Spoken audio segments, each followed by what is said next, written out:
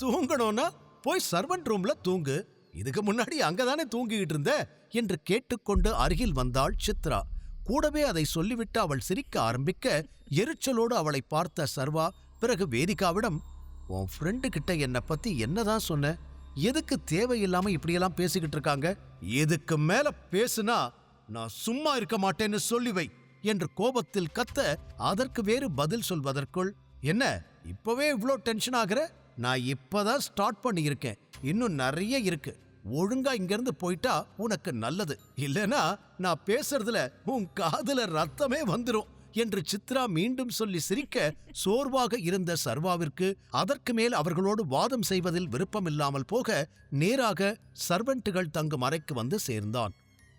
ஒரு புறம் சர்வாவை வம்பிழுத்து அதில் சித்ரா குளிர்காய்ந்து கொண்டிருக்க, இன்னொரு புறம் தன் கையில் இருக்கும் மோதிரத்தை பற்றியே சிந்தித்துக் கொண்டிருந்தாள் வேதிகா. அடுத்த நாள் காலை எழுந்த சர்வா நேராக வேதிகாவின் அறைக்கு வந்தான். அவனுடைய உடை மற்றும் அனைத்து பொருட்களும் இன்னும் அவளது அறையில்தான் இருந்தது. அவன் கதவை தட்ட, யாரு என்று குரல் மட்டும் வர, நான் தான் சர்வா, நானு என்று அவன் பேச ஆரம்பிப்பதற்குள்ளேயே, அப்புறமா வா, நாங்க முக்கியமான விஷயம் பேசிக்கிட்டு இருக்கோம் என்று உள்ளே இருந்து வேதிகாவின் குரல் கேட்டது. எனக்கு லேட் ஆகுது என்று அவன் மீண்டும் பேசப்போக உள்ளே இருந்து இருவரும் சிரிக்கும் சத்தம் பலமாக கேட்டது. நேத்து ஆரம்பிச்ச பேச்சு இன்னுமா முடியல என்று தலையில் அடித்துக் கொண்டவன் மீண்டும் கதவை தட்டி, எனக்கு பாத்ரூம் யூஸ் பண்ணணும், கதவை தர என்று கூறினான். பாத்ரூம் இப்ப பிஸியா இருக்கு, அப்புறமா வா என்று வேதிகா மீண்டும் சொல்ல, வேதிகா எனக்கு ஆபீஸ்க்கு லேட் ஆகுது, நான் கிளம்பணும், கதவை தர என்று அவன் வெளியிலிருந்து சொல்ல, அதற்கு பதில் சொல்லாமல் மீண்டும் உள்ளிருந்து சிரிப்பு சத்தம்தான் கேட்டது. கதவை உடைத்துவிட்டு உள்ளே போகும் அளவிற்கு சர்வாவிற்கு வெறி வந்தாலும் பற்களை கடித்துக்கொண்டு அமைதியாக நின்றான். பிறகு சில நிமிடங்களில் பேச்சு சத்தம், சிரிப்பு சத்தம் அனைத்துமே நின்றுவிட்டது. ஒரு வழியா முடிச்சிட்டாங்க என்று நிம்மதியடைந்தான் சர்வா.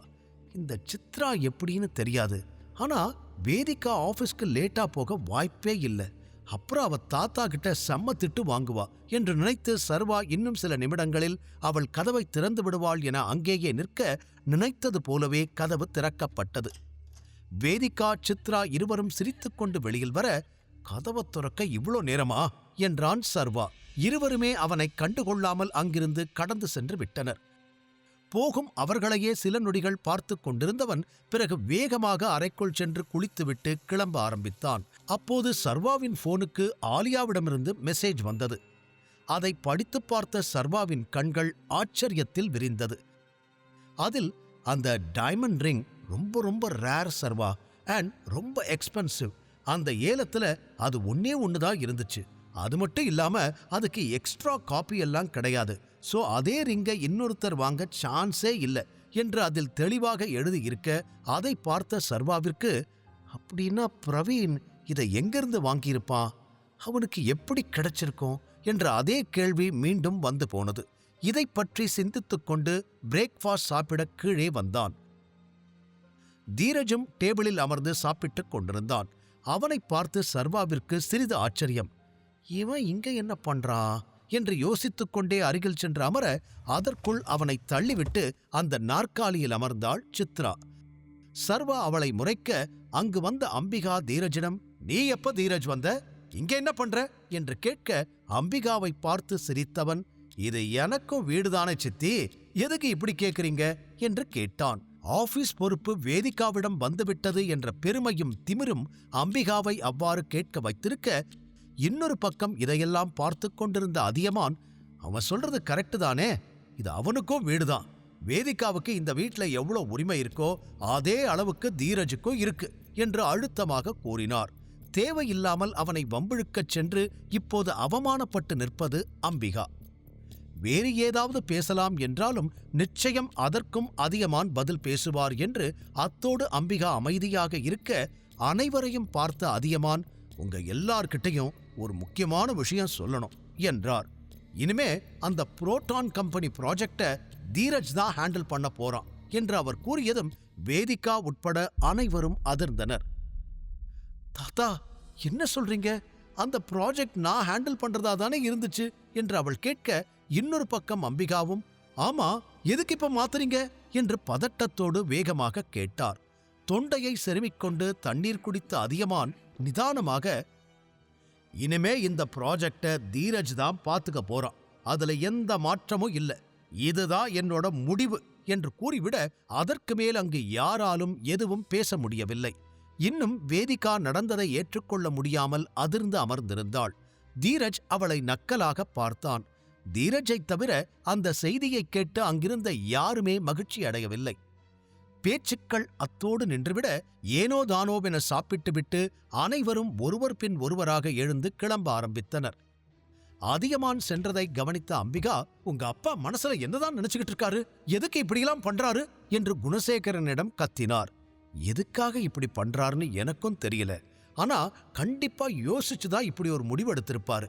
ஆனா வேதிகாவை சிஇஓ பொசிஷன்ல இருந்து ரிமூவ் பண்ண போறேன்னு அவர் எதுவும் சொல்லல, அது வரைக்கும் சந்தோஷம் என்று குணசேகரன் சொல்லி முடிக்க அவரை இன்னும் முறைத்த அம்பிகா, என்ன பேசிக்கிட்டு இருக்கீங்க, எவ்வளவு நாளைக்கு அந்த பொசிஷன்ல இருக்க முடியும், தீரஜ் கைக்கு ப்ராஜெக்ட் போன மாதிரி அந்த பதவியும் சீக்கிரமாவே அவன் கைக்கு போயிடும், என் பொண்ணு கிட்ட இருந்து மறுபடியும் அவன் எல்லாத்தையும் பறிக்க பாக்குறான் என்று அம்பிகா பேசிக்கொண்டே போக, சரி இப்ப அதுக்கு என்ன பண்ண முடியும் என்றார் குணசேகரன் எழுந்து நின்று. என்ன பண்றதா, இது எல்லாத்துக்கும் காரணம் இந்த சர்வாதான் என்று அடுத்து அவனை பார்த்து கத்த தண்ணீர் குடித்துக் கொண்டிருந்த சர்வாவிற்கு புற ஏறி விட்டது. இதுல தான் எங்கு வந்தோம், தான் என்ன தவறு செய்தோம் என்று அவனுக்கு புரியவே இல்லை. அதில் குழப்பமாக அம்பிகா பக்கம் திரும்பியவன், திடீர்னு நாளைக்கு நிலநடுக்க வந்தா அதுக்கு கூட நான் தான் காரணம்னு சொல்லுவாங்க போல என்று நினைத்துவிட்டு, எனக்கு ஆபீஸ்க்கு லேட் ஆகுது, கிளம்புறேன் என்று சொல்லி இடத்தை காலி செய்ய பார்த்தான். நிச்சயம் அம்பிகாவுடன் சண்டையிடுவதில் எந்த பயனும் இல்லை என்று அவனுக்கு நன்றாகவே தெரியும். பேகை எடுத்துக்கொண்டு சர்வா கிளம்பிவிட்டான். அதற்காக வேதிகாவின் பிரச்சனையை அவன் கண்டுகொள்ளவில்லை என்று ஆகிவிடாது. காருக்குள் ஏறி அமர்ந்ததும் அடுத்த நொடியே குயின்சிக்கு கால் செய்தான். டைகர் நம்பரை பார்த்ததும் உடனே காலை அட்டன் செய்தவள், good morning tiger sir, how can I help you என்று பணிவுடன் கேட்டாள். புதுசா ப்ராஜெக்ட் சைன் பண்ணியிருக்கிற கம்பெனி கூட இன்னைக்கு மீட்டிங் இருக்குதானே? எஸ் சார், கான்ட்ராக்ட் இன்னைக்கு தான் ஆரம்பிக்க போறோம் என்று குயின்சி கூற அதை கேட்டு தலையாட்டிய சர்வா, ஓகே, இன்னைக்கு மீட்டிங்க்கு தீரஜ் வந்தா இந்த கான்ட்ராக்டை உடனே கேன்சல் பண்ணிடுங்க என்று அழுத்தமாக கூறிட அதை கேட்ட குயின்சி ஒரு நொடி அமைதியாகிவிட்டு பிறகு ஓகே சார் என்று கூற கால் கட் ஆனது. இந்த பக்கம் வேதிகாவிற்கு தேவையான அனைத்தையும் சர்வா செய்து கொண்டிருக்க அந்த பக்கம் பிரவீனை தேடி உதவி கேட்டு வந்திருந்தான் ஆகாஷ். பிரவீன் முன்னால் நாற்காலியில் அமர்ந்திருந்த ஆகாஷ், என்னோட பிரச்சனை உங்களுக்கு புரிஞ்சிருக்கும்னு நினைக்கிறேன் என்று கவலையுடன் சொன்னான்.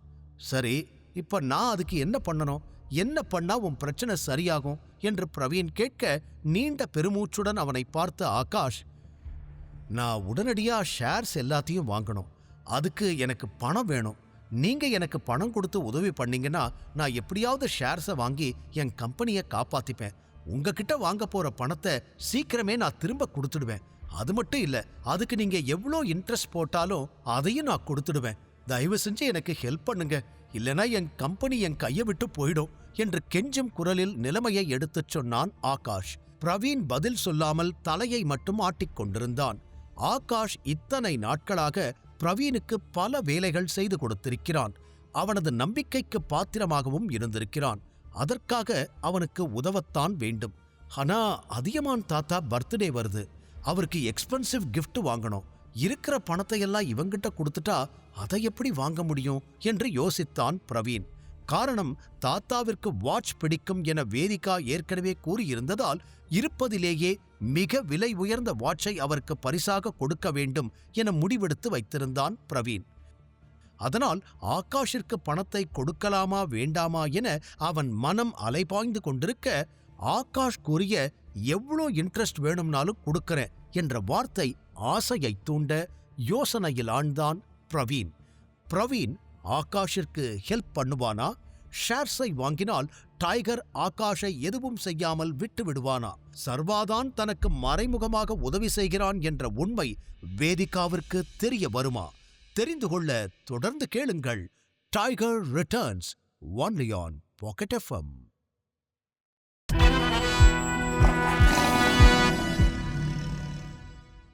அதியமான் பிறந்த நாளுக்கு எக்ஸ்பென்சிவ் வாட்சை வாங்க வேண்டும் என நினைத்திருந்தான் பிரவீன். ஆனால் அதே நேரம் ஆகாஷ் அவன் முன்னால் பணக்கஷ்டத்தில் வந்து நிற்க அவனுக்கு உதவி செய்யாமல் மறுக்கவும் அவனுக்கு மனம் வரவில்லை. இரண்டுக்கும் நடுவில் குழப்பத்தில் இருந்தவனுக்கு திடீரென ஆகாஷ் கூறிய எவ்வளோ இன்ட்ரெஸ்ட்னாலும் கொடுக்கிற என்ற வார்த்தை ஆசையை தூண்டியிருக்க உடனே தலையாட்டியவன், ஓகே, ஆனா என்னால உன் கம்பெனியோட 60% ஷேர்ஸை வாங்குற அளவுக்கு தான் பணம் கொடுக்க முடியும். மீதி 10% ஷேர்ஸை நீதான் எப்படியாவது காப்பாத்திக்கணும் என்று பிரவீன் கூறிவிட உடனே ஆகாஷ் முகத்தில் பளிச்சென்ற புன்னகை. ரொம்ப ரொம்ப தேங்க்ஸ் பிரவீன் அண்ணா. 10% நான் பாத்துக்கிறேன். எப்படியாவது அதுக்கு நான் பணம் ஏற்பாடு பண்ணிடுவேன். ஒருவேளை முடியலனா பேங்க்ல இருந்து லோன் வாங்கி சமாளிச்சிருவேன் என்று ஆகாஷ் கூறியதும் சரி என்று சொன்ன பிரவீன் அவனுக்கு தேவையான பணத்தை செக் போட்டு கொடுத்தான். அதை எடுத்துக்கொண்டு ஆகாஷ் அங்கிருந்து கிளம்பிவிட பிரவீனுக்கு வேதிகாவிடமிருந்து போன் கால் வந்தது. பொதுவாக அவள் வேலை நேரத்தில் போன் செய்ய மாட்டாள். பிரவீனுக்கு வேதிகாவிடம் பிடித்ததில் இதுவும் ஒன்று. இருந்தும் அவளே அழைக்கிறாள் என்றால் ஏதாவது குட் நியூஸ் இருக்கும் என குஷியோடு அழைப்பை ஏற்ற பிரவீன், ஹாய் வேதிகா, எனக்கு தெரியும் அந்த ரிங்க பத்தி பேசுறதுக்கு தானே நீ கால் பண்ணியிருக்க என்று பெருமையாக தன் கார் அருகில் நடந்து வந்தபடி கேட்டான். ஆமாம் பிரவீன், ரிங்க பத்தி பேசுறதுக்கு தான் கால் பண்ணேன். ஆனா அதுக்கு முன்னாடி எனக்கு சில கேள்விகளுக்கு பதில் தெரியணும் என்று தயக்கத்துடன் கேட்டாள். இரவு முழுவதுமே அந்த ரிங்கை நினைத்து அவளுக்கு தூக்கமே வரவில்லை. அதனால் விலை பற்றி பிரவீனிடம் கேட்டே ஆக வேண்டும் என்று முடிவெடுத்திருந்தாள். பிரவீனும் என்ன கேட்கணும் கேளு என்று சொல்ல, அது இந்த ரிங்கோட விலை என்ன? நான் என்னோட ஃப்ரெண்ட நேத்து நைட் மீட் பண்ணேன். இந்த ரிங் ஏதோ பெரிய ராஜாவோட ரிங்குன்னு சொன்னா. இது ரொம்ப எக்ஸ்பென்சிவ்னு சொன்னா. அண்ட் யாருக்குமே முழு கதையையும் கேட்டு மகிழ பாக்கெட் FM ஏப்பை டவுன்லோட் செய்யுங்கள். லிங்க் டிஸ்கிரிப்ஷனில் கொடுக்கப்பட்டுள்ளது.